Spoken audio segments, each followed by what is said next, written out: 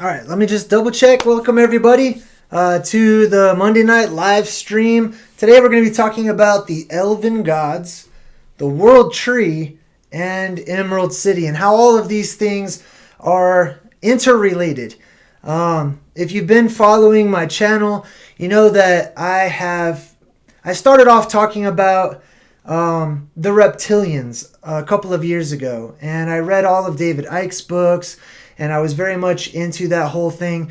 But then the more I started studying about it, the more I started correlating the reptilians with more of the elven race, especially whenever I combined etymology, and I started to realize that the word El, which means God, is directly related to the elven race, or the Elu, or the Elohim, and they're called and known by many names.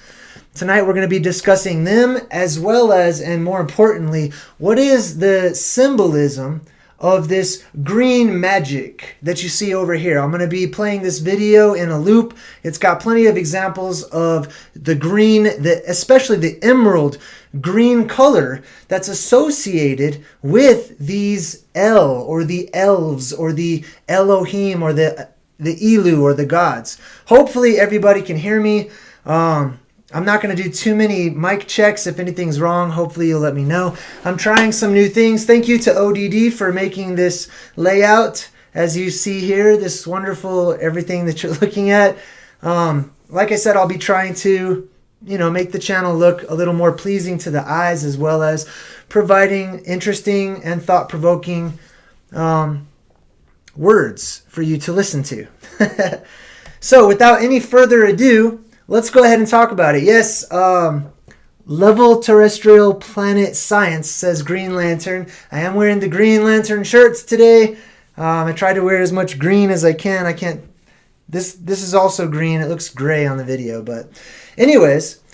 So yes, the El, or the Elven gods, the Elu. If you don't know a lot about the etymology of the word, feel free to check out my video I did called JayDreamerZ Presents The Secret of the Elves, where I basically break down exactly how the word El is related, or Al, or Allah, or Ella, or Elohim. That's directly related to what we call the Elven race. Now, the Elven race has been, it's been cartoonified in the world that we live in today. Whenever we are presented with something that's elven in nature, especially on commercials or television or all of these things, the elves are presented as cheesy and corny and non-intimidating, and they're very cartoonish in the world that we love, in the world that we live in today. More info says, do the elves that you talk about have tails? That I don't know. I'm not sure. Definitely something I will consider for future videos. As you can see by these videos here next to me, these are just some examples of this emerald green color that's associated with the gods, or the Elohim, or the elves, the elven race. Now, naturally, whenever the elves are presented to us today, usually in their cartoon form, when you see elves like Peter Pan or Robin Hood, or any of these metaphors that are given to us as elven, although they might not come right out and say, hey, these are elves, they're usually depicted as wearing this emerald green color. Or in movies or on television, you always see this emerald green magic. What is this emerald green magic?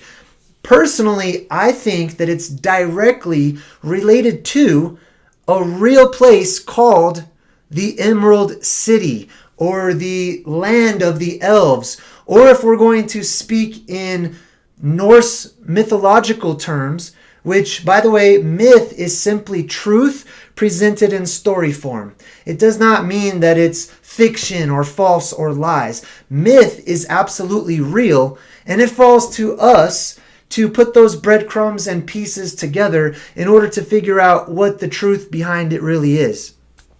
One of the greatest ways to present myth today, and telling the story of truth in story form is the avenue of movies, as you can see.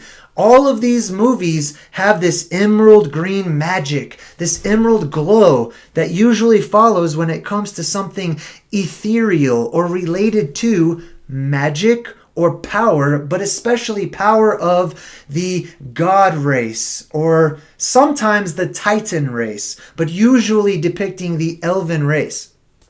And that's something we're going to talk about. I want to welcome everybody. Welcome to the live stream. Welcome to all of those in the chat.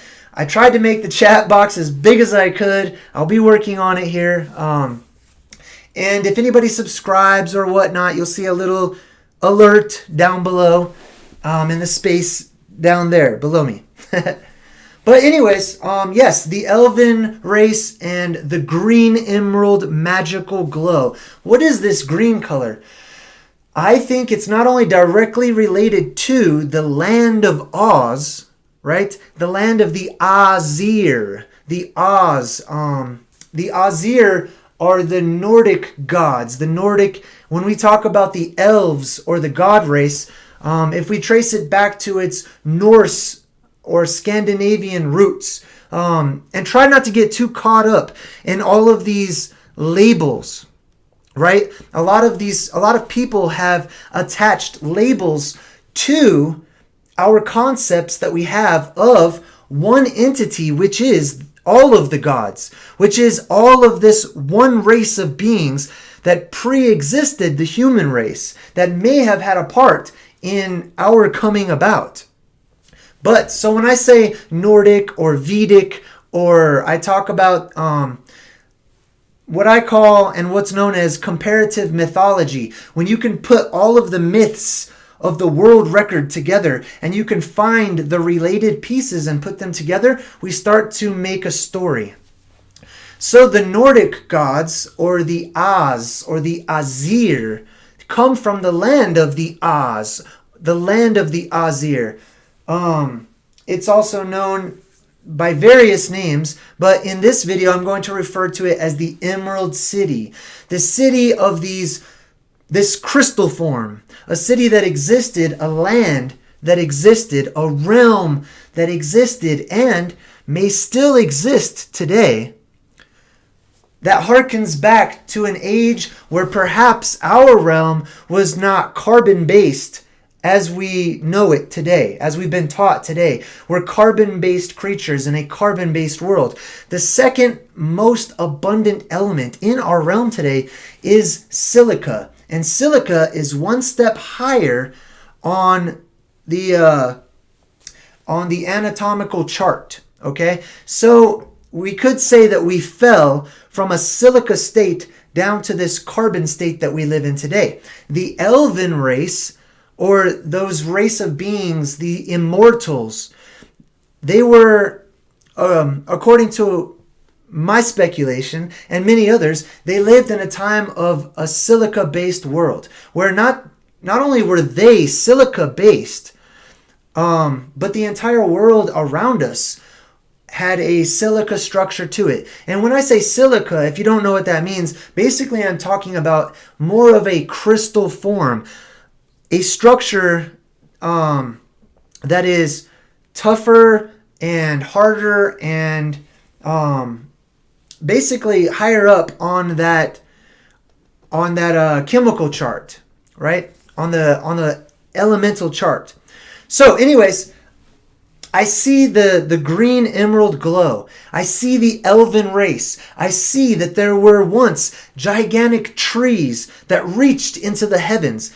If you haven't seen the No Forests on Flat Earth video, or if you're not into Flat Earth, go ahead and just look up No Forests on YouTube, and you'll learn a lot about how it's theorized that there were once what we call world trees. There were these pillars that reached up and supported the heavens above us. They were actually portals and gateways into the realms that exist above us and maybe even below us. And something happened during that time in order to get rid of those portals, to get rid of those trees. And we're basically going to talk about all of these different ideas. The main one I'm going to throw in there is the Aurora Borealis. The Northern Lights. The Northern Lights look exactly like this magical, ethereal, emerald glow that you see in television and movies, and it's talked about in books. These Northern Lights, which are found at what we call the North Pole, okay? Which, if you've done your research, you know that the North Pole is actually the South Magnetic Pole, so we've reversed it for some reason. But it seems that there is something special about that area, about that particular region. So special, in fact, that it glows this magical emerald green color that's directly linked and related to this Silica Age and these Elven or El race of God beings that came before us. Now, I absolutely think that those God beings or those Elven race, that they still exist, that they are gone temporarily or that they are in hiding, and that there are various factions of them. As you can see, sometimes they're depicted as evil by Maleficent over here. Sometimes they're depicted as good, as saviors. For example, the Green Lantern, who fights for mankind and whatnot. There are factions among the gods, just like in all of the Greek myths and legends and the Roman myths and legends. They war between one another, and the war typically had to do with how they felt about these babies that are known as humans. These beings, which are you and I, that live for a very short amount of time. We have short lifespans compared to this Elven race who's been around for eons and or millennia, and they've acquired so much knowledge and so much information. And so they held councils about what to do concerning this race of beings that has been brought about after a particular cataclysm had occurred. But as you can see here, the Aurora Borealis, the Northern Lights, seem to be directly connected with some sort of magical glow. And I'm just going to be honest with you, I don't know what it is. I'm not sure what the Northern Lights are. I know there's a lot of YouTube channels out there, and there's people out in the world that have various opinions and theories and ideas. People speculate on this, and I would love to know, what are your thoughts and ideas?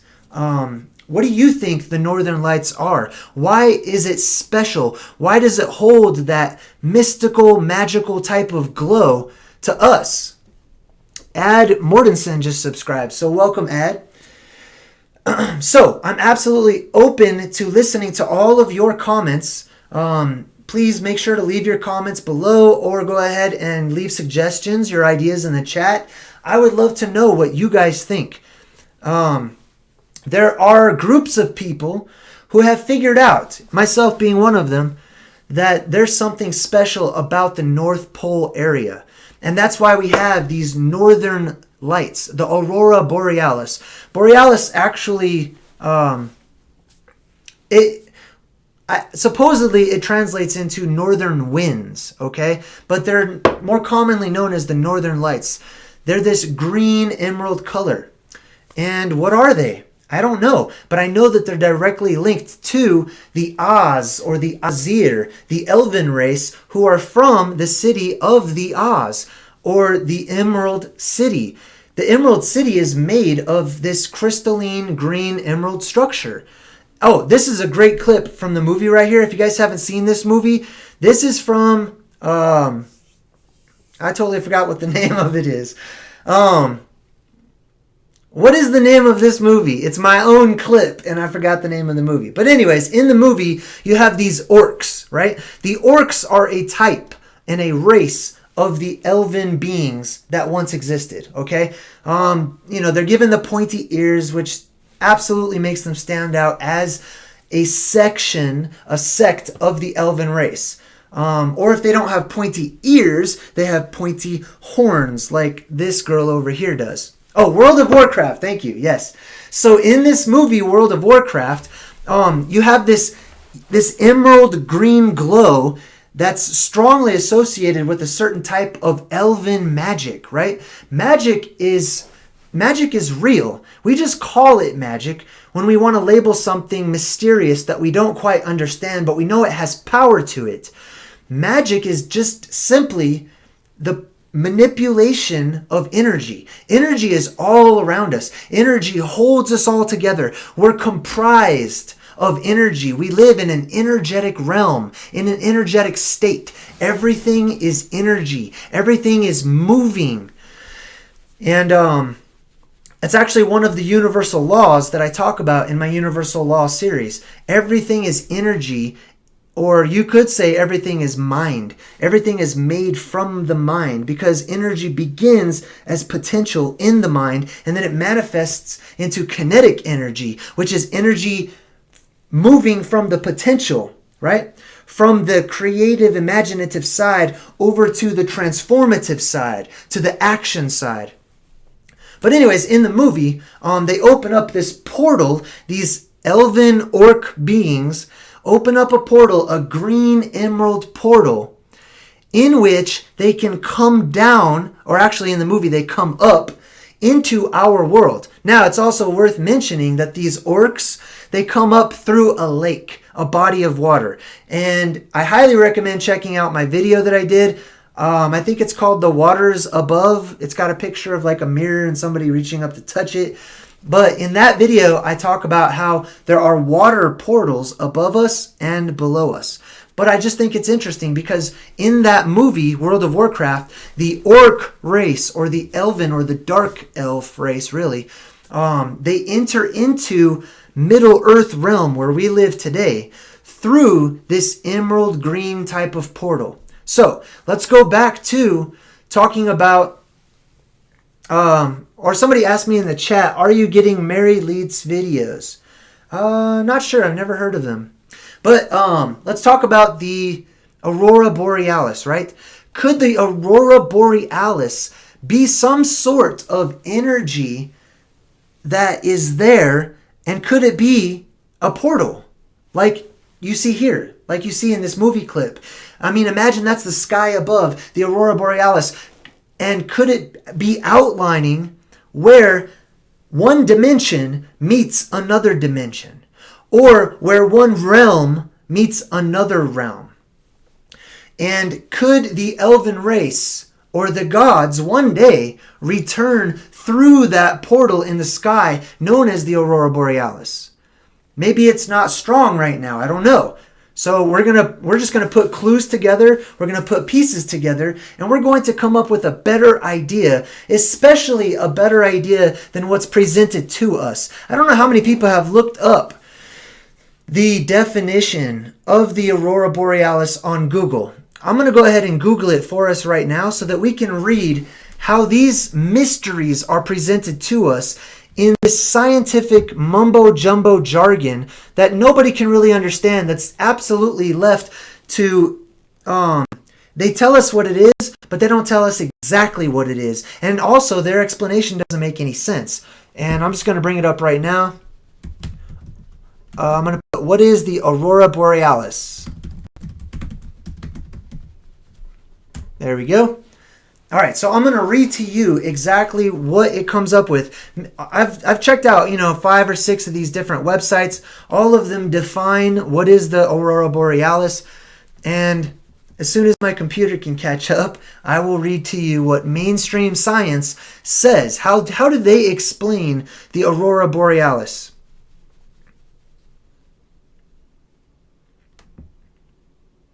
Okay, I'm actually going to type in what causes the Aurora Borealis. There we go.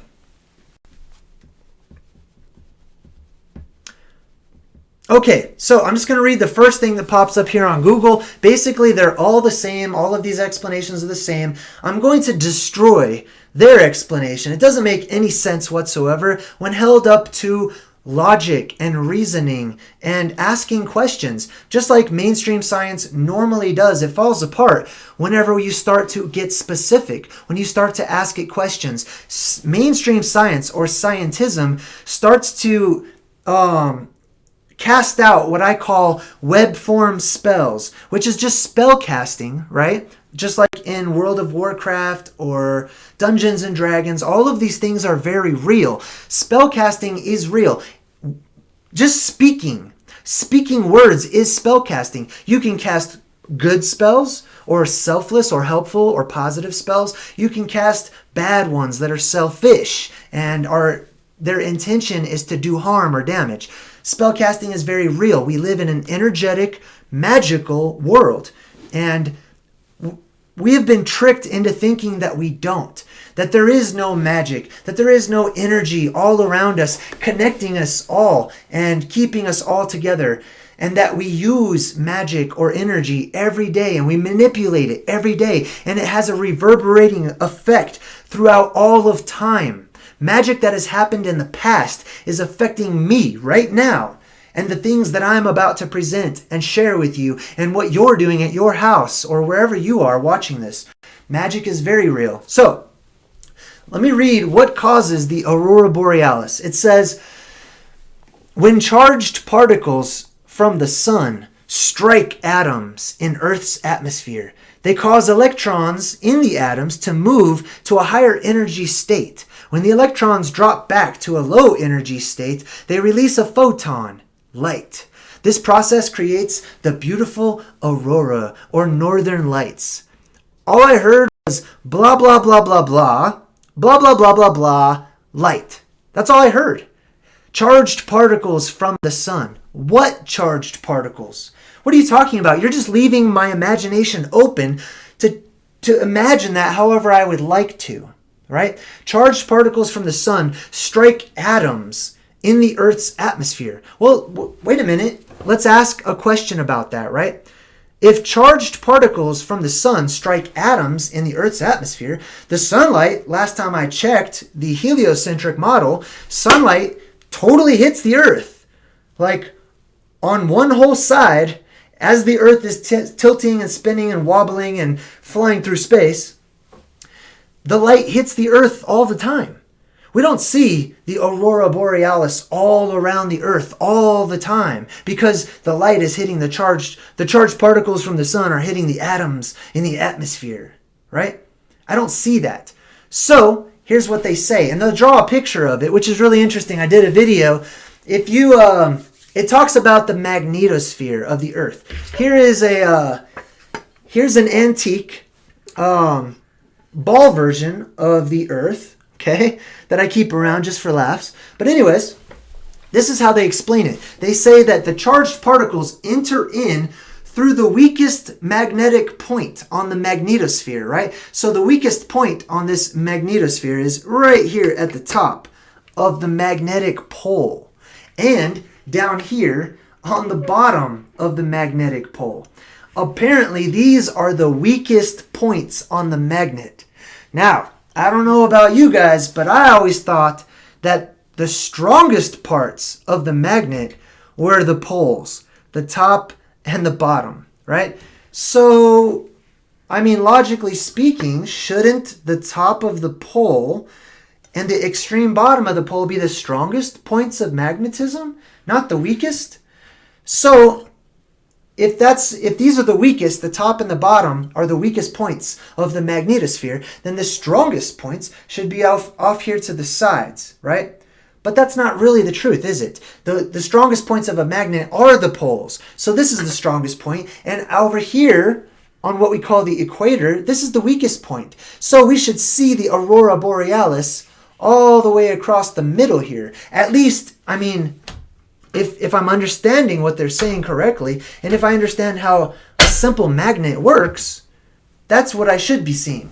But I don't. And it's really interesting. If you Google magnetosphere and you click on photos, what shows up is literally Spider-Man's logo around the Earth. It's a space spider. There are these space spiders in space, and that's our magnetosphere, is basically Spider-Man's logo, which blows my mind. The spider's one of the logos for the Illuminati, or the dark ruling class, the dark Elven race, the dark L that rule. Oh, I don't know if you saw this poster too. This is kind of cool. This is actually a Zelda poster. You probably can't see it. It's real small, but it's all very emerald green. And Link, who is the main character in the video game, he's an elf, and he wears this emerald green just like all of the other elves do. Now that's how they're depicted, okay? The Elven race does not have to wear green like the Green Lantern here, you know? They don't have to be made green. If anything, they were often depicted as being blue, right? They were the blue gods of old. And my theory on that is that there were alternate light sources in the sky before what we call the sun and the moon, or maybe alongside the sun. Okay, I don't know if the sun was always that big. I don't know if it was always the main light source, but I am sure of one thing. I'm sure that there were other light sources above our realm that gave off a different color and a different glow and had an altogether different effect on the beings below, just like in astrology today. But that being the case, those ancient suns of old, those ancient skylights of old, if they gave off an altogether different color, it seems to me that Saturn, being the biggest and most talked about of these ancient skylights, was a black light, the black sun, which would give off a purple dawn kind of glow. It would give off like a black light does, and it would make anything that's white appear blue. And if you followed my Elven videos, you know that the Elven race, the El gods, are this pure white color. Now I say albino, and some people have corrected me on it. They're not albino as in lacking certain pigment in the skin. It's not that they lack it. It's that they didn't have it. They didn't need it. It wasn't a part of their chemical makeup. You know, I don't really imagine them as walking around with those albino red eyes and whatnot when we think of albinos. I'm talking about like a pale, pasty, white skin type. And I think that was directly related to the Silica Age and the silica-based structure that they had. I also think that because they had a silica-based structure, that they appear to us, weaklings, us who are based in carbon on a lower state, they appeared as having superpowers, being extremely strong or tough, or able to, withstand attack and bullets. And not only that, but they were also much bigger, and they are much bigger than we are today. We are a shrunken down, small version of what we used to be. Don't let your teachers trick you into thinking that the further back in time you go, the smaller and smaller people became. Oh no, it's quite the opposite. The further back in time you go, the larger and healthier and smarter and more energetically inclined, or you could say spiritual, the people were, the beings were. Somebody in the chat, they asked, Verdaline Black, she asks, do you think that the vampires were elves? Absolutely. I think vampires are totally elves. The old vampire depictions gave them pointy ears all of the time. That's a giveaway of the Elven race. Not only that, but they did not like the sun. What is it with these particular beings? Sometimes it's the Titans. Sometimes it's the Elven race depicted as vampires. They do not like the current skylight that is in our sky. It hurts them. It does not work with their silica structure. Now, I just say silica because that's the best word I know to describe it right now. That's how far I've come so far. There's probably a lot more to it than just that. But that's how I refer to them. I refer to that age, that paradise age where there were giant trees and the god Elven race beings lived in and among those trees. That's why the elves are always depicted as being woodland. Right? It's not because they lived in the small bushes that we call trees today. It's because our realm was a forest. Our realm was a giant garden paradise. And those beings that inhabited those trees, those giant pillars that reached up into the heavens, into other realms and dimensions, That's why we associate them with the trees. The elven race. That's why it shows, this cheesy, watered down version of an elf in a tree making you cookies, right? It's because they lived within the trees. They lived among the trees. The trees were a critical part of the realm as it once was, a paradise. Compared to today. Today, our realm, although it has areas of beauty and majesty, although it has areas where we can all appreciate it, it has been terraformed, stripped away by the Titan race that once existed. And the Elven race fought against the Titan race, probably, in my opinion, because of the terraforming, because of the destroying of the land and the eating of all the resources. However, those races are not among us, at least out in the open right now. But that's just right now. They once existed. They were once here. They're not. All of these writings in ancient religions and scriptures and history, certain history, esoteric history, hidden history, they all talk about the day the gods will return. The Elven race will return. Now, how are they going to return? If we lived in an enclosed area, right? Because let's face it, if we don't see Titans or other races of beings coming and going, and we know that they once existed, perhaps the simple answer to that is they're being kept out. So the day may come when they are allowed to come back in, when they are allowed to coexist, or we are allowed to coexist with them once more.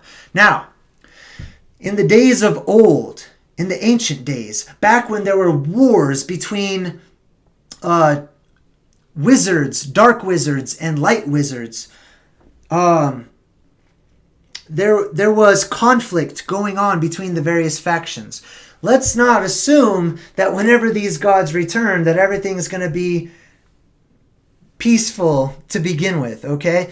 The Norse legends talk about a day called Ragnarok. If you've read the Bible or you've heard about it, you understand the concept of Revelation. And Revelation is always presented as very spooky and scary because it's the apocalypse and it's the end of the world. Well, it's also the time when the angels return with the quote-unquote Lord of the earth. Right? The Lord of the earth will return with thousands upon his angels, or elven race of beings, the Elohim, in order to continue and finish off the war that was started a long time ago. And the whole purpose being to regenerate the world that we live in today. Because the world we live in today is broken. Right? I mean, it doesn't take much to recognize that. The people are broken. The land is broken. Everything has been stripped down. And we are taught to not look at it, to not acknowledge it. We're taught to stare into our phones all day long or look at the ground. We don't really look at the world around us. We don't look at the conditions that we live in, because then we would have to acknowledge it. And then we would have to figure out how we got here. And then we'd have to look into alternative forms of history that were not taught to us through 12 years of schooling plus. But once we had that past education, we could also take it, figure out how we got to where we are today, and we could figure out what is going to happen. We could literally prophesy. We could predict. We could see into the future because we understand that there is a law at work. It's the law of cycles. It's the Ouroboros. It is the pendulum that swings constantly throughout eternity one way and it returns to where it began. That is the time. That's what we call time. That's what we live in right now. And I absolutely believe that time will repeat and is repeating itself. Some of you who are a little bit older may have noticed that time seems to be going backwards as far as, say, we'll take something easy. Look at the trends. Look at the trends around the world. All of the trends start reverting back, and we go back into trends that were that once were back in the 70s or 60s or 50s. All of these trends, they go further and further back in time. Now, not only do I think that trends, that was just an example, right? But time itself and the certain periods of time that we've gone through we will go through again. But they're going to happen faster and faster as the pendulum hits the bottom. And then it's going to slow down as we return to a paradise state, which is also talked about in all of these scriptures. And okay, somebody wants me to check out Mary T. Leeds. I will. Just leave me a comment. I read all the comments. It'll remind me. Okay, I'll check it out. Excuse me. Pardon me. Somebody also said Dorothy and the Twister, referring to the Einstein-Rosen bridge. Yes, that's a great example. Dorothy in The Wizard of Oz, right? Or the wizard, the wise one of the Oz, or the Azir, right? In order to get to the land of Oz, or the land of the Oz, or the Azir, you have to go up through this portal. You go up through this portal, which is depicted in the movie as a vortex, right? You go through this portal and you go up into the land of Oz. That's how she gets there, through this tornado vortex that takes her up through the gate, through the portal into another world, into the world of the Azir. Or, I forgot what the Norse people call it, but it's in all of the Thor movies. And somebody will say it in the chat, but it's where Odin lives. It's where Loki and Thor and all of those gods, they live in this world above our world. So maybe the Northern Lights have something to do with this. So check this out. If you Google Northern Lights from space or Aurora Borealis from space, right? Now, I'm not advocating the concept of space whatsoever, okay? I'm not a big fan of space. I am a big fan of other realms. Realms that exist parallel to our realm, and realms that exist above our realm and below our realm, right? So anyways, there are realms all over us, right? Our realm seems to be secluded. Our realm seems to be cut off temporarily for some sort of a reason. But anyways, my point is that portals exist. And we're given these breadcrumbs in movies and in books all throughout time about these portals, especially portals in the sky. There are portals in the... Well, it's known as the firmament, right? Most people are familiar with the firmament. Like you see in the video here, it is the sky above us. There are portals in that sky. There's also portals in other places, but I'm focusing on the sky portals right now because it seems to me that they might have something to do with the Aurora Borealis. But back to what I was saying, if you Google Aurora Borealis from space, it shows you a ring, right? It draws like a circle at the top of the world, right? Remember this, my antique version of the world? When you look at the Northern Lights, it just has a ring. It's a green emerald ring at the top. How odd is that they would explain it that way? Wouldn't you think that if all that, charged particles from the sun, they're entering through the top, shouldn't it be a solid mass of emerald green light? But it's not, is it? It's a ring that's totally missing the aurora in the middle, but it's outside. It's around the outside edges. It's an emerald green ring, just like my buddy, the Green Lantern here has. He has this emerald green ring of power. Now, the Green Lantern, right, is an example of the Elven god race. He's an example of the Superman that once existed, the Superman that Hitler himself says that he had met and he was very afraid of. So there are supermen, right? They're awesome. I don't know how to describe them. They're Elven. They're Silica beings, and they're immensely more strong than we are. They outlive us, and That's what I was talking about in my video about the Dark Elves, how the Dark Elves, they use time as a weapon against us. Because they live for so long, they can just wait things out. They can set plans in motion and wait for generation upon generation to die off and to forget. As they manipulate all of the evidence, they just slowly wait for mankind as a whole to start forgetting about things like the Elven race really existing, or about the Emerald City, or the city of Oz, the Azir, actually being real. This is a real place. There are places above us. There are realms above us, and below us and out to the sides. But the realm above us is associated with that race of gods. And I just used the word God, right? You don't have to use the word God if it has too much of a magical, mystical, or if it's got too heavy of a spell upon it. Because honestly, let's be honest, the word God has a strong spell on it. There's a web form spell around that word, which is why I'm not a big fan of using that word, because it can mean so many things to so many different people. I would rather break it down specifically and figure out what is a god, who were the gods, and what had happened to the gods. Why does this emerald green magic relate specifically to the god race or the elven race? The Green Lantern can manipulate energy. He's a magician, right? And we see this in various forms, especially in the movies, where energy is manipulated by a godlike being, right?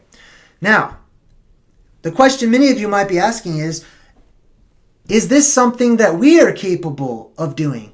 Absolutely, yes it is. Now, there is not only magic involved, magic that comes from inside, the manipulation of matter and energy, but this race of beings that lives for ages and ages. Can you imagine? Think of the technology that we have with our tiny little baby lifespans. Think of what we have accomplished and come up with in just the past 100 years. One lifespan of one of us. And we've come up with all of this that enables you and I to interact right now. Imagine what type of technology, a race of beings that comparatively speaking lives forever.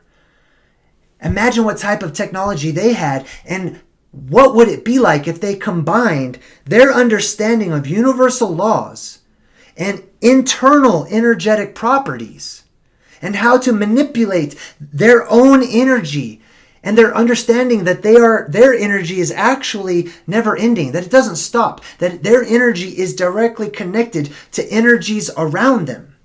And they combine that with an extremely advanced form of technology. What could they be capable of? Now, does the concept of Green Lantern and Superman or Doctor Strange, do any of these concepts seem far-fetched all of a sudden? No, they don't. They actually seem exciting because they seem plausible. They seem like something that is within reach, especially to those types of beings, the Elven race or the El or the Elu, the gods. So, anyways, let me see. I'm going to check out my notes. I think I had some other things I wanted to touch on. But yeah, mainstream science does not do a good job of explaining the aurora borealis. They don't explain it very well at all. As a matter of fact, that's something that should be on the news every day. The world around us has so much evidence of magic and of things that are left over or have fallen to us. We interact with them, we see them, we know about them, but they're not a big deal to us. They're just mundane. They're just acknowledged, or they're pretty, so we take a picture of it because we don't understand it. Subconsciously, we know there is something powerful. There's something vastly important about these things that we see all around us, like the Northern Lights. And that's why we're drawn to them. But unfortunately, it stops at just glancing. It stops at just looking and just saying, oh, wow, I'm in awe. It's so beautiful. We don't consider, why am I drawn to this? There's something there. There's a reason why I'm collectively, our subconscious as a human race is drawn to these things, and we know that there's something special about them. The northern lights are not special just because it's these strange wavy green lights in the sky, which is another thing. I mean, why are they wavy? If it's sunlight, wouldn't you expect it to be like, perfectly like columns? Not this wavy, magic-looking energy.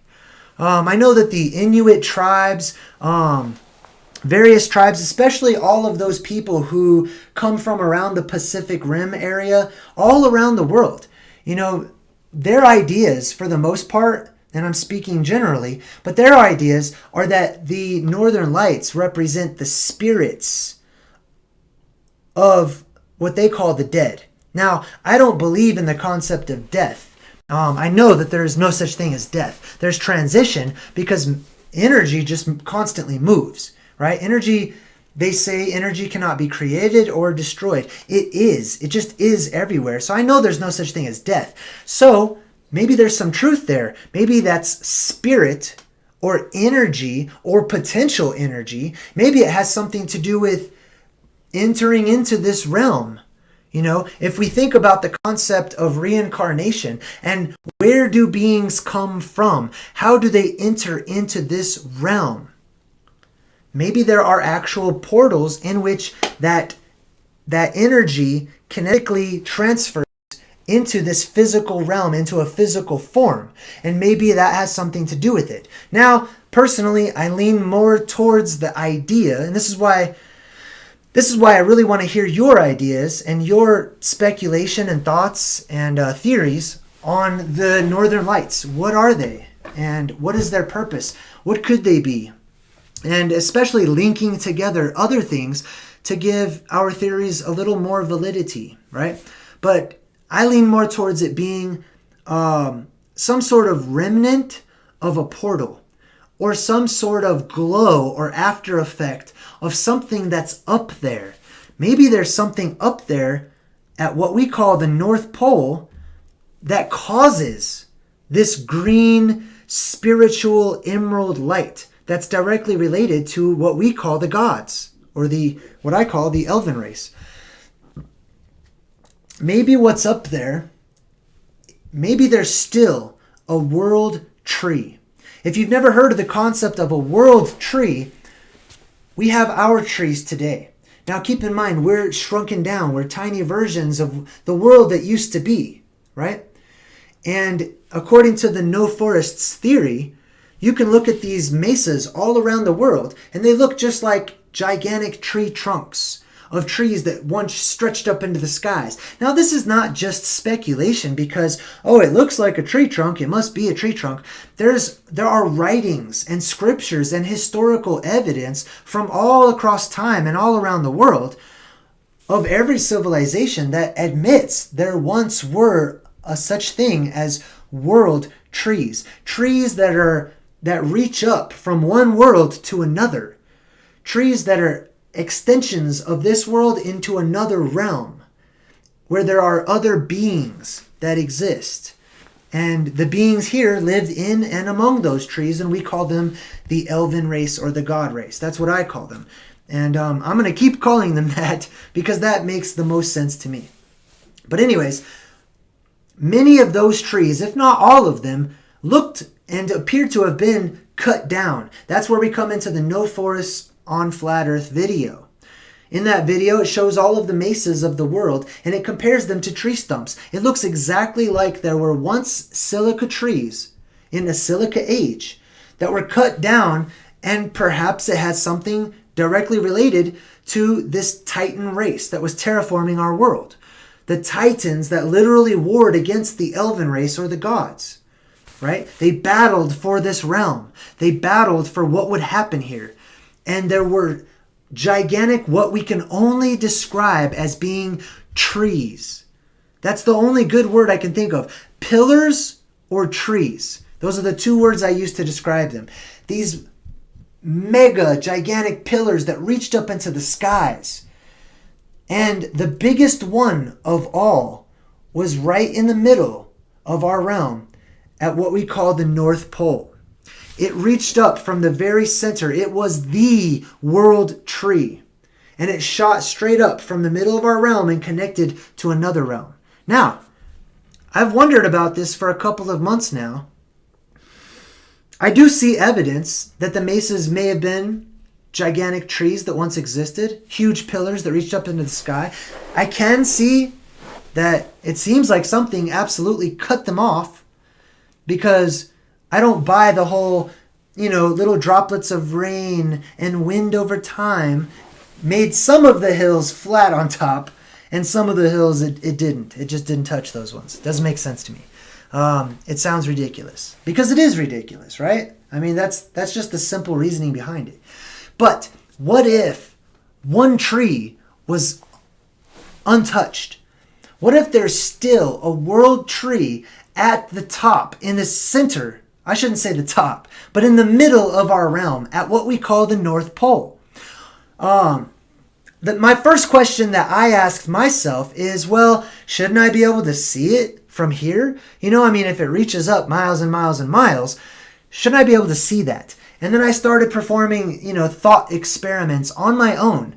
When I look out at the horizon and I imagine, I know the further away something gets, due to the laws of perspective, it disappears. I can't see it.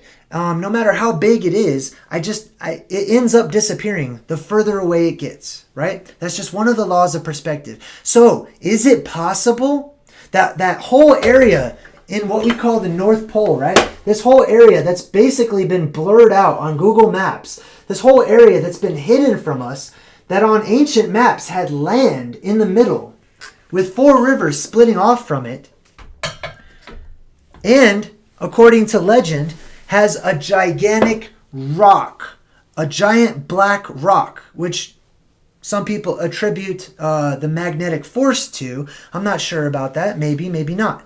But on these old maps, it shows this gigantic black rock right in the middle of this land formation that's at the top of our world. On the antique. Okay, it's on the top on the antique. But it's in the middle of our realm that we live in today. It's in the middle of our Middle Earth. And it always shows that that's where the world tree is. What if they didn't cut that down? What if it's still there? What if it has energetic properties that we don't understand today? What if it's literally giving off that emerald green glow that we know as the aurora borealis? That's just one idea. I'm not saying that's what it is, right? I'm thinking from the top of my head right now.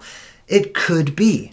It could be something else. Some people speculate there's a gigantic hole in the middle, in the very center. I laugh, but it's a possibility. Maybe there's a giant hole. I have questions about that. I wouldn't understand, how it works when you go down into it and stuff. But I wonder if there's still a world tree there. And that's why that whole area, I think it's like at least 50 miles, maybe more, from the center to the surrounding continents that go around it. It's a great distance. If there was a world tree still standing at the North Pole, would we be able to see it? Or would there be a ring that was off limits around the top? Now, you might not know this, but the militaries of the world, especially the U.S. military, they actually have an off limits ring at the top of the north at the center of our realm. I forgot what it's called, but it's basically it's like a no entering zone, and it's a ring designed for the military where they basically say, stay out. Don't go beyond this area. And it coincides, if you look at the aurora borealis from space, it coincides with this circular green ring that they show in their cartoon CGI images of the Earth from space. All of these things are related. This is not coincidence. This is import. There's something to this. Somebody mentioned the Shannara Chronicles. In the Shannara Chronicles, the elven girl goes inside of the tree in order to save the elven race. How interesting is that, right? What would happen if one of us traveled? And I know there's actually some people right now. Devin Maggi is traveling right now with a few other guys to the North Pole to try to make that trip. And I support that. Absolutely do. I support anybody who's going to follow their explorer instincts to go research, to go check it out for ourselves, instead of, sitting from the comfort of home and just doing videos all of the time, or, just living in our loops. Now, I respect that. People have the freedom to choose that. But what I respect even more is people that put their life on the line and say, I'm going to go find out. I'm going to go there. I'm going to make this happen. I am going to be one of those people sometime in the future, once I have everything worked out. I will be traveling to the North Pole. I will be going to find out with my own eyes what's up there. And if the world says that it's dangerous, the world says that, it's too cold, we're conditioned to stay away from these places, On this model right here, this up here receives the same amount of sunlight as this down here. So why is this down here so much colder? Right? It's just reasoning. It's just reasoning these things out. It's asking simple questions about the world that we live in. So anyways, with that being said, we are energy. There are world trees. There was once a Silica Age that existed in a time where there were other skylights in the world today, giving an altogether different light to our world. Not this blindingly bright white light that you can't even look at, It's not even pleasant to the sight. There was a different world. It was a paradise. It was a garden.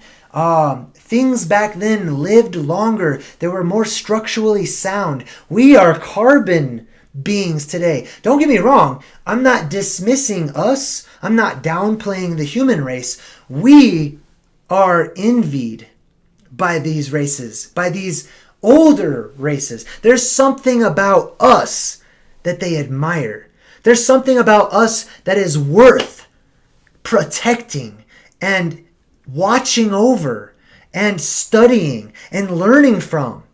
We are actually providing something of value to the Elven race, who in movies and books and legends, they come across as being so much more superior than us. However, look how important we are. We're here. We're all over the place.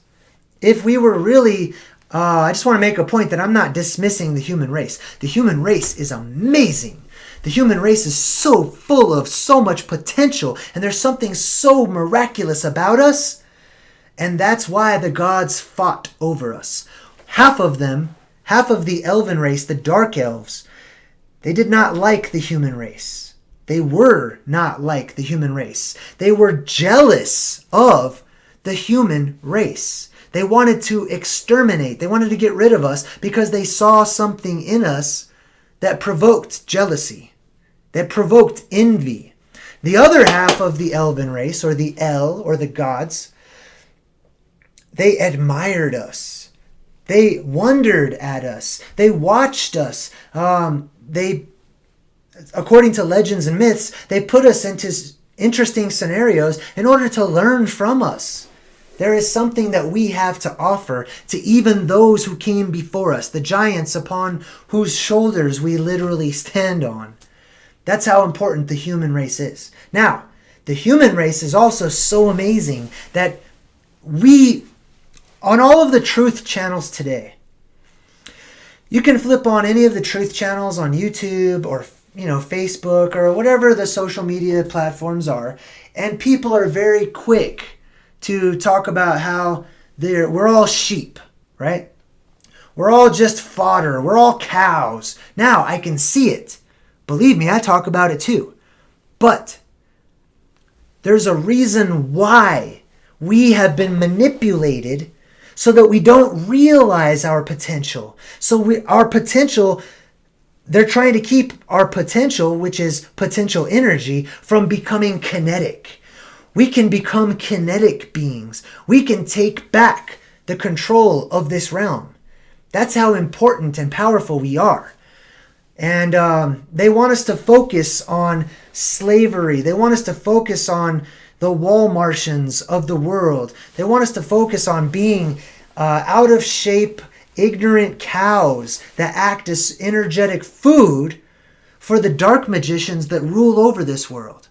But I'm here to tell you otherwise. I'm here to tell you, while that does exist, out of the deadness that is the world we live in today will emerge human beings of immense power, of creativity, of that potential energy where we can actually connect to that emerald green ether that is all around us. Sometimes seen, sometimes unseen. It's portrayed in movies like The Matrix. It's the information, it's the energy that connects every single one of us. And when we tap into that ancient magic, when we tap into that ancient understanding of the connectedness and the oneness that we have, not just with each other, but with every single thing, there is no space. This concept of space implies nothingness. There is no such thing as nothingness. There is only everything. Everything is all connected. Even in science, they can't escape it because they eventually run into quantum theory, where there are quantum particles everywhere and everything is connected. I forgot where I was going. I'm sorry. I was kind of going off there. But anyways, my point is, time is going backwards. The human race, while it was placed into slavery, will someday soon free itself from slavery. You're starting to see the beginnings of it on platforms like YouTube with all of these different truth channels talking about it, acknowledging it, bringing forth their own little pieces of the puzzle. But pretty soon, people, your average citizens, they will all start to just pick up on it. Like a song that just pops into your head from nowhere. Information will just be entered into your mind. And you'll have access to what is known as the Akashic Records. There was a man named Edgar Cayce, and Edgar Cayce was able to tap into this ether that exists all around us. He understood that if he wanted information, if he wanted communication, if he wanted something that seemed to be apart from himself, that in reality, there is no apart from myself. There is only energy, and I am connected to that energy. That's the myth. That's the fiction. That's the lie, is separation, right? The lie is that we need to invent separate forms of technology in order to show our power. When in reality, the technology should be fueled by our energy that we call spirit, or magic. It's just magic that is within us. It is all inside of us, and we can choose at which level we interact in this world. Many of you have experienced this. Sometimes you just start thinking about somebody else for no reason whatsoever, and you feel like you just have to give that person a call, or you have to talk about that person. Or sometimes somebody will say something and you are just about to say that exact same thing. You're on the same level. You're connected. A person can walk into a room and they give off a bad vibe. You pick up on their vibration. Vibration is just energy. That's all it is. It's movement. It's movement of the energy around us. It's movement of ourselves. We cannot stop. We can't stop if we try to. There's no such thing as stopping, and there's no such thing as space or emptiness. Everything is connected. So the idea of space is just an illusion in order to propagate the idea in your mind of separateness. It's this veil. Just like in The Wizard of Oz, the wizard stands behind a veil, an illusion, to come across as something else. To come across ultimately as being separate, or something that he's not. Now, it's also interesting that in the movie The Wizard of Oz, when he portrays himself as this godlike being, he's got a big old head and he's green. You know, the concept of being green or emerald green, like, aliens. We used to depict aliens as little green men. Well, why? Why would we depict them as little green men? I mean, do people really see Martians with little antennas, and knobs at the top, and they're little green men? Man, nobody has ever seen that. Anytime somebody's seen some sort of an alien being,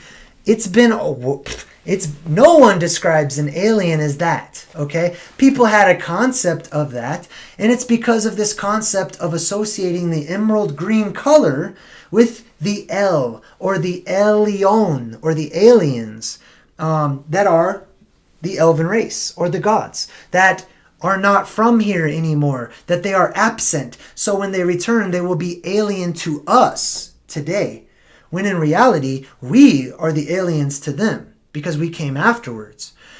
But yeah, you've got the Keebler elves, little green men.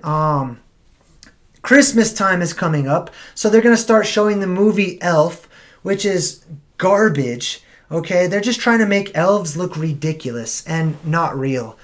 When in reality, elves in their real state come across more as the orcs, or the trolls, or this guy right here, the gods, or the alien beings on Prometheus.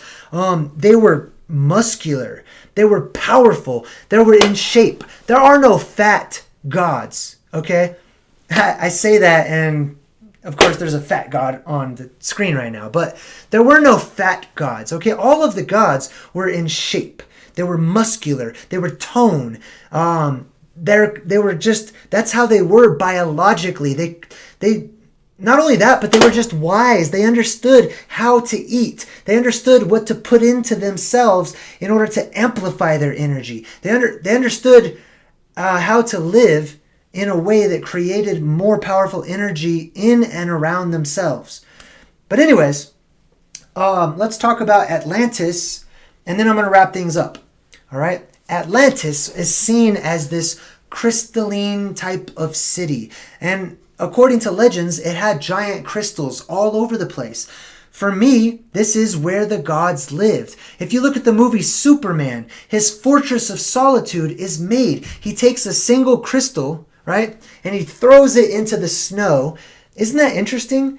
I mean, he's in the snow. He's in this place of freezing cold. He has to get through the snow in order to reach the Crystal Palace. Just like here in The Wizard of Oz. If you watch this scene in the movie, they're going to this Crystal Palace, and I actually edited it out right there. But while they're walking through the poppies, it snows. There is this ice that they have to get through in order to reach the land of the gods. They have to go through the cold in order to get to the warm Emerald City, the city of crystals, the Silica Age realm of the gods, the land of Oz, or the land of the Azir. And anyways, I totally forgot where I was going with that. I'm sorry. I'm talking off the top of my head. A lot of what I'm saying is speculation. And a lot of it is just putting puzzle pieces together. I believe that we're entering into a time where, like I said, people will just knowingly pick up on information. So many people ask me, JayDreamerZ, where do you get this information?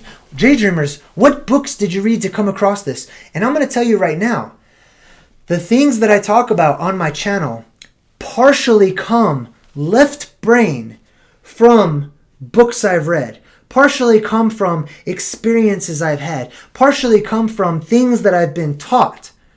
But what I'm starting to learn, that the power lies in balancing out those left brain principles of information and knowledge and teachings, balancing it out with the creative potential energy that lies, your gut instinct, some people might call it. Now, many of you out there have just had a feeling. You just woke up and like, whoa, something bad is going to happen today. Or you just feel like super lucky, like you can do no wrong. Like, man, you're just full of energy and power. and you pick up on things. That is the magical side. That is what is represented by that emerald green ethereal magic of the northern lights that's portrayed in all of these clips that you've seen here. Okay? That's where I get a majority of the information from. It is balanced out. Sometimes it's just there. And all one needs to do is to bring it from the subconscious into the conscious mind, to allow the left and the right brain, if you will. Now, it's more than just your brain, but to balance out those principles, right? To balance fact with legend and myth, to understand story form and to get something out of it, right? We need to have a creative mind where we're headed. Otherwise, we're going to be blown away by the events that are going to befall this realm. This realm today is fictional compared to what it once used to be. No one thousands of years ago could have ever even imagined a world where everyone's living in cubes and where everything is destroyed and taken down and people do not actually engage one another. This is a fantasy world that we live in today. This is the fiction. So, if we focus only on this, and we focus only on the information and the indoctrination and the teachings that have been given to us, and we rely upon what we call fact and scientism, that is, we're given McDonald's information, we're given fast food information, we're given all the answers. There's no such thing as a true riddle anymore. You can't ask somebody a riddle without them becoming impatient and Googling the answer. Just for fun, I should just make up riddles that have no answers so that people can't go look on Google, so that they're forced to try to come up with something using the imaginative side of their brain. That's actually a thought experiment I might do. But anyways, my whole point is that when people say, where do you get this information from? We are going to start learning to trust ourselves. We're going to start learning to rely upon that gut feeling, that instinct that comes from inside, that where you feel it right here. You know how you talk to some people and when they just can't explain it, they put their hand right here and they say, I feel it. I know it. Some of these things that we know, that we just know, we can't explain. They're not supposed to have words for them. They're not supposed to have labels because it minimizes what they really are. Those things can be balanced out with the information and vice versa. And I believe that we're heading into a time where people are waking up out of what we've been taught, out of the construct that is the world we live in today. And people are starting to just know things. It's starting to just come to them, right? Now, don't get me wrong. That doesn't mean that people are correct. It doesn't mean that I'm correct about any of my theories or my ideas, but it means that I am walking a little closer to the correct path. I am becoming healthier mentally by exercising those parts of me that I was told do not exist, that I was told are childish. Well, it's time to return to a childish mindset, combining our childlike awe of the world. Look at children. That's why children are so energetically charged.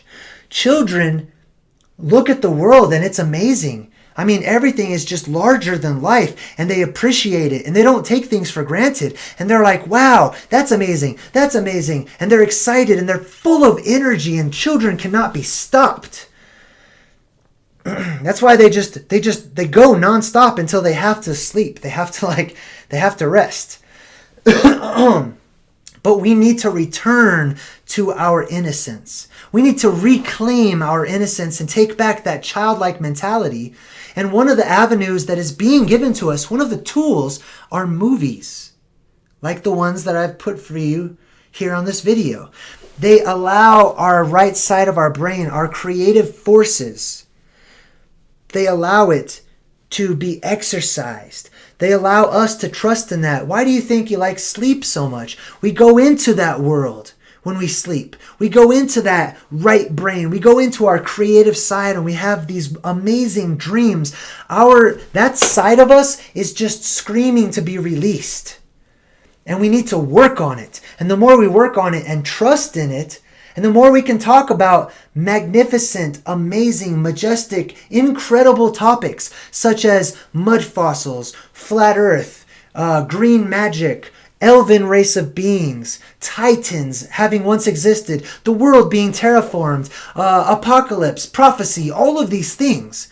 When we can talk about that as if it's natural, as if all of those things are a part of our real lives, we start trusting in it. We start trusting in it and we start realizing it's okay to put the pieces together. It's okay to talk about it. It's okay to bring it up. I know that these are not subjects that your average Joe out on the street is going to talk about. Your average person may have considered these things from time to time, but oh, heaven forbid I mention it in public. The time is going to come where we're going to see more and more of these people, which at first will be labeled conspiracy theorist, but that label is losing value. It's starting to become a badge of honor these days to be somebody called a conspiracy theorist. It means that you think outside of the box.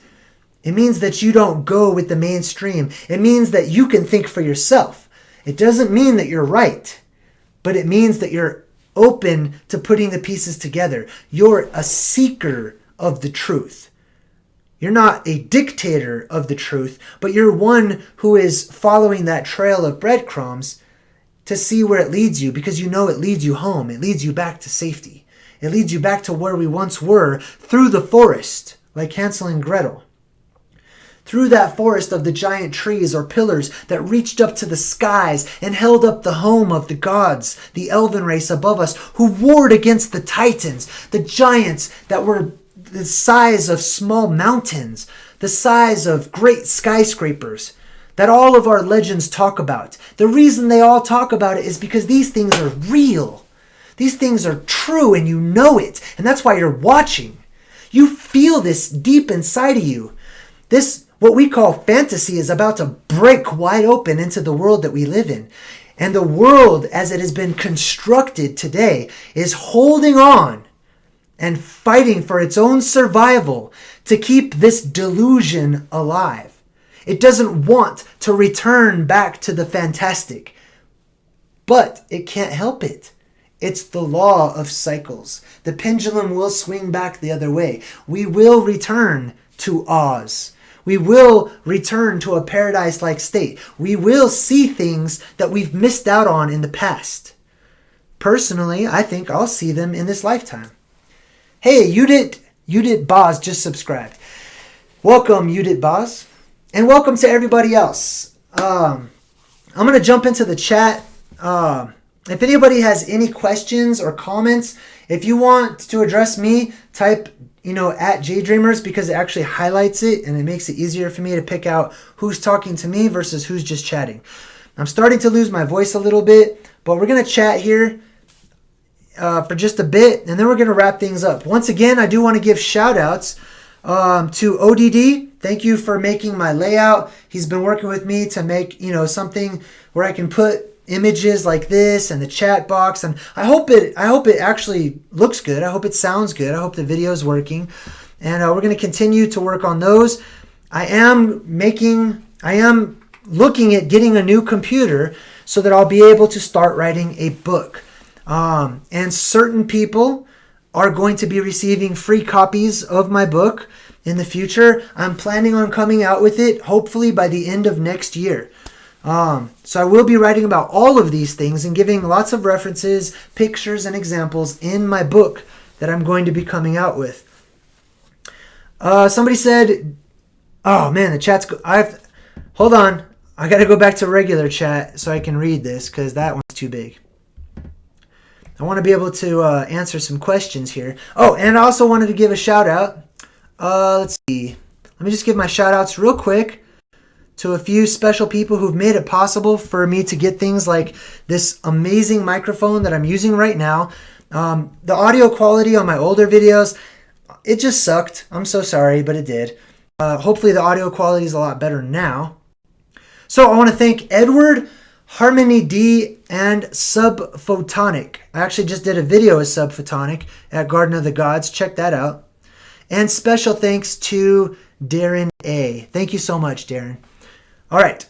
So we're going to jump into the chat. I'm so sorry. Like, the chat's kind of going fast. I have no idea how many people are in the chat or watching right now. So I'm going to try to just read them as they come. Go ahead and repost your questions. Wow, I've never seen the chat go this fast. This is amazing. I'm honored to have everybody, like, watching and listening right now. Hopefully you get something out of the things that I talk about. You don't have to agree. You don't have to be on the same page as me. And honestly, all of my ideas are fluid. They constantly change. I'm open to change. And, without change, how would we have growth? Oh, wow. I can't even read. Like, the chat is going way fast right now.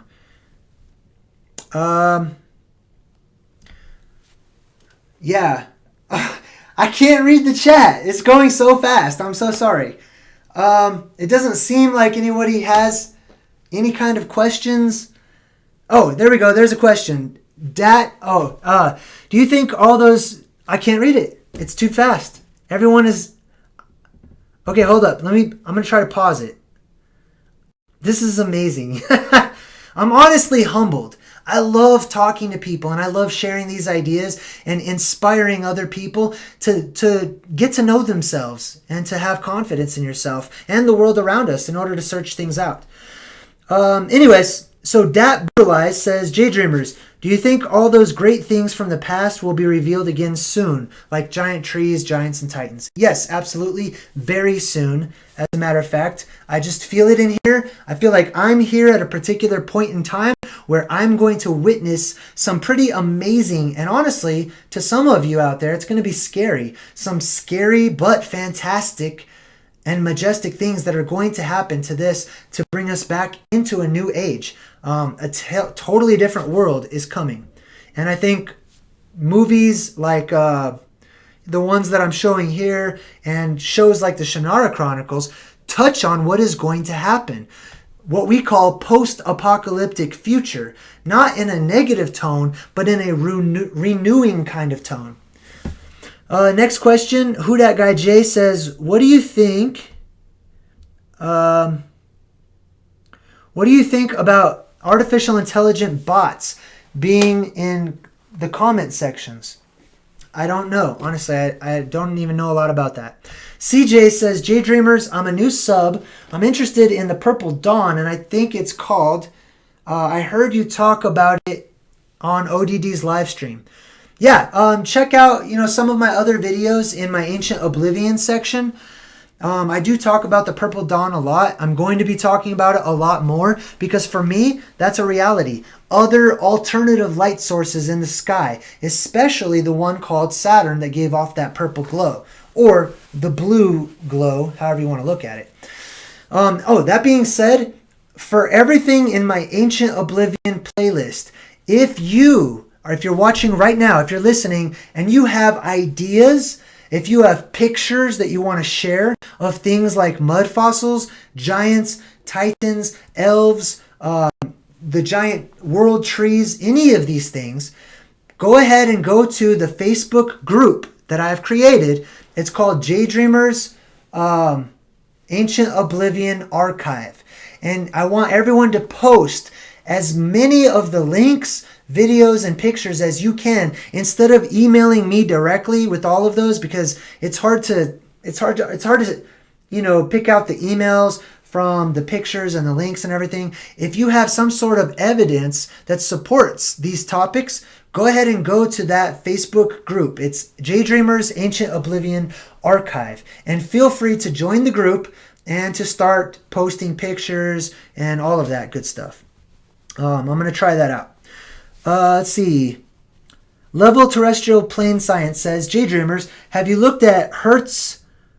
The rest of it's blocked out. Hertz-Russell diagram yet? No, I have not. I get around to it. I'm so sorry for those of you who have reached out to me and I haven't been able to check out some of your things yet. I'm working on it. I get to as many of them as I can.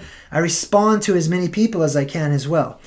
Tulips says, JayDreamerZ, who dat is trying to have a fight with commenter. Okay, I don't care about drama. No offense, but it's just not my thing. I'd rather talk about important stuff here. Let me scroll down. I think I did scroll down, actually.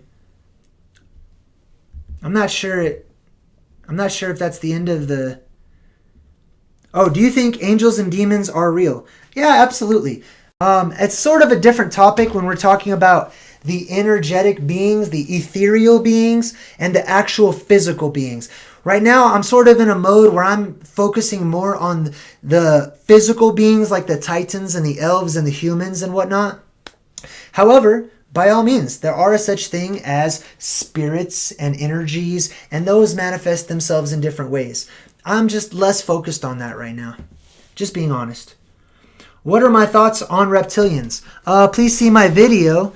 I think it's called Elves Are Real, like not reptilians or something like that. But it's in the Ancient Oblivion archive as well. But basically, I don't believe in what we call reptilians. I believe in the elves. And I believe that the elves transformed into what we call reptilians today due to the chemical composition of their skin and animals that they resemble to ancient man and whatnot.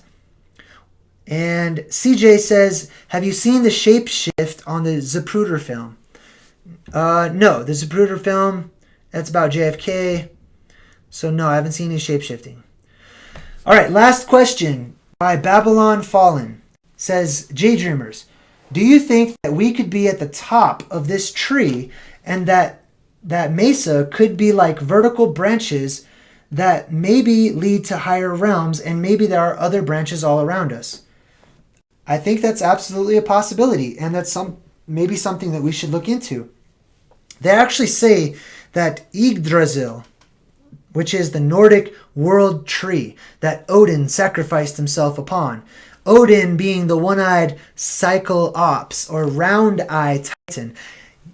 Man, I made the most amazing connection. Nobody could ever answer the question, why do people around the Pacific Rim have slanted eyes?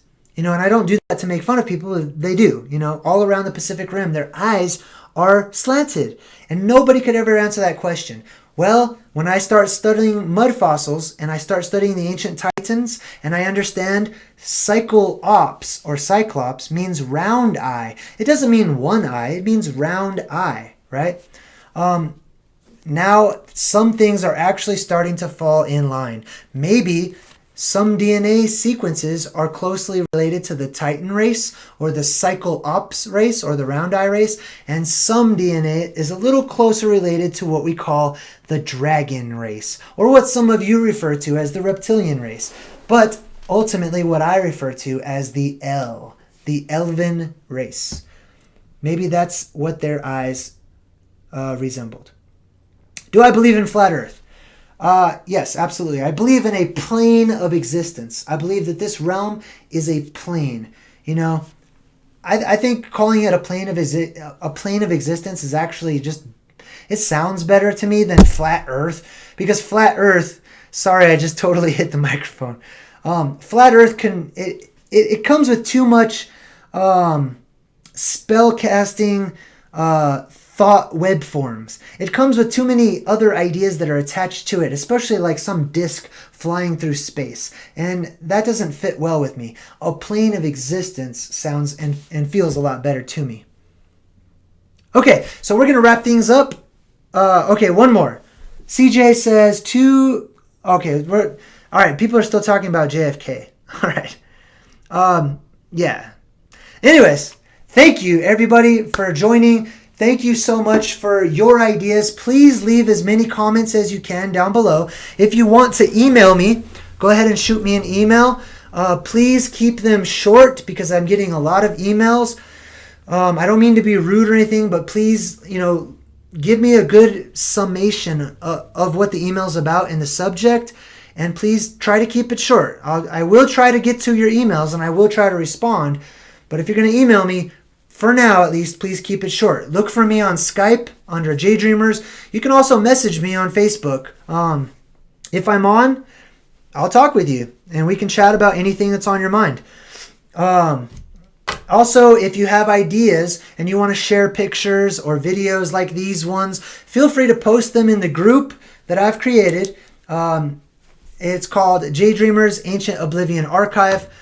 And if anybody wants to support my channel, there is a PayPal link.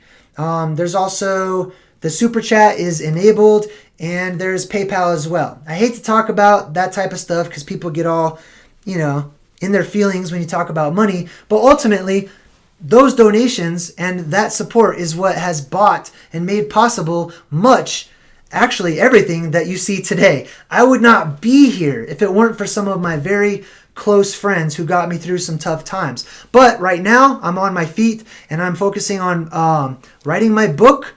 And we're going to be looking at getting a good computer so that I can't write a book on this laptop because it pretty much crashes all the time. We have a new mic and software and things are happening and I'm really excited about it.